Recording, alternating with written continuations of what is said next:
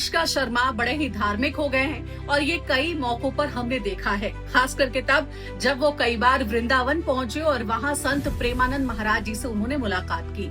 एक बार फिर से विराट और अनुष्का सुर्खियों में आ गए हैं क्योंकि वो पहुंचे वृंदावन प्रेमानंद महाराज जी से मिलने के लिए और इस बार भी उनका अंदाज हर बार की ही तरह था।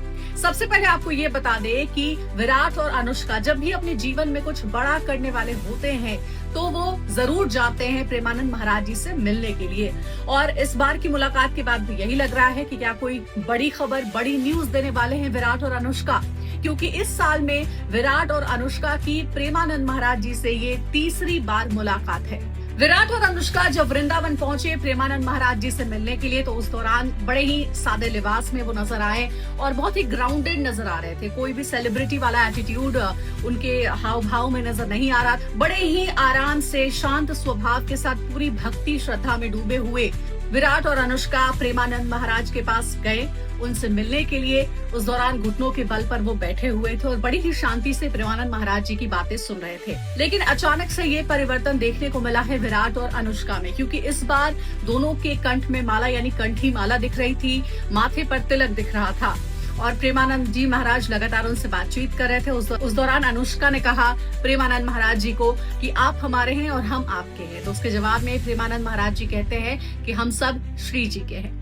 लेकिन आज के इस वीडियो में मैं आपको ये बताने वाली हूँ कि प्रेमानंद महाराज जो कि इन दिनों खासे पॉपुलर हैं, चाहे यंगस्टर्स हो, मिडिल एज के लोग हो, सीनियर सिटीजन हो, सभी उनको बहुत पसंद कर रहे हैं और उनकी कही भी बातों पर अमल करते हैं। उनकी बड़ी फैन फॉलोइंग है और उन्हीं फैन फॉलोइंग में से विराट और अनुष्का भी शामिल हैं। लेकिन प्रेमानंद महाराज जी का शिष्य बनना इतना आसान नहीं है। अगर आपने उनसे गुरु दीक्षा ली है तो उसके कुछ खास नियम है जो कि मानने पड़ते हैं। उन नियमों के बारे में आज हम बात करेंगे इस वीडियो में। अगर आप संत प्रेमानंद महाराज जी से गुरु दीक्षा ले रहे हैं तो उसके कुछ खास नियम हैं। सबसे पहला नियम यह है कि किसी एक पर भरोसा आपको करना है। दूसरा नियम ये कहता है भक्ष्य भोजन और कुसंग का त्याग करना होगा। अगला नियम ये कहता है कि कम से कम 11 माला गुरु मंत्र का जाप करना है।